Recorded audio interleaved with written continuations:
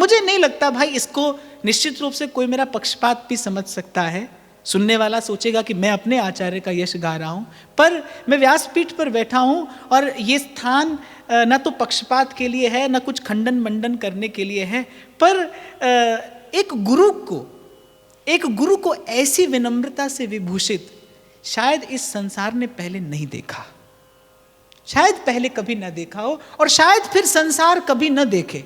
मैं स्वीकार करता हूं अगर कोई इसको मेरा पक्षपात कहे तो मैं मानने को तैयार हूं, पर मुझे ऐसा लगता है भाई, पर मुझे ऐसा लगता है एक गुरु को ऐसी विनम्रता से विभूषित शायद इस संसार ने, इस लोक ने नहीं देखा होगा पहले कभी। गुरु अपने शिष्य से कह रहा है, तेरी पहचानते मुकु श्यामा जो बड़ो सुख देते हैं, तेरी कृपा है मुझ पर श्री प्रिया जी, मुझे तेरी पहचान से, तेरे नाते से बड़ा सुख देती है, बड़ी कृपा करती है मुझ पर। विठल दास स्वामिनी जी तुम पर प्रसन्न है, मैं तुझे क्या आशीर्वाद दूं, मेरे पास तुझे देने के लिए अब क्या है, तेरे पास प्रिया जी की प्रसन्नता रूपी प्रसाद पहले से है, सब कुछ दे रहे हैं, सब कुछ दे रहे हैं, देते चले जा रहे हैं, लेकिन कैसे? बस ऐसे, वृंदावन रजोप सेवी। इसीलिए आपको मैंने निवेदन किया भाई कि न तो किसी कुल में जन्म लेने से कोई श्रेष्ठ होता है, और न कोई पोथी पुस्तक का ज्ञान अपने मस्तक पर ढो लेने से कोई बड़ा बनता है। आचरण करो तीति आचार्य।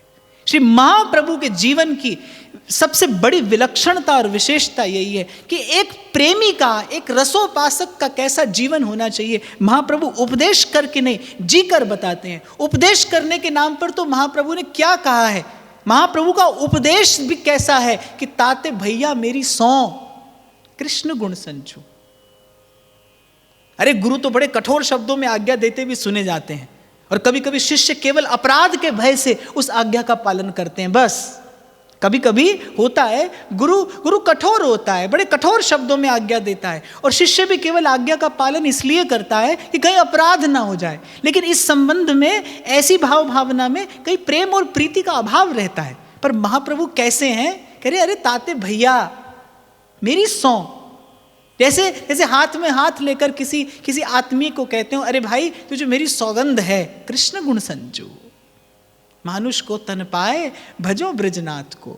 अरे देव ऋषि व्यास शुकदास निज कहत सब, क्यों ना बिन कष्ट रस सिंधु को पीजिए, क्यों ना बिन कष्ट रस सिंधु को पीजिए।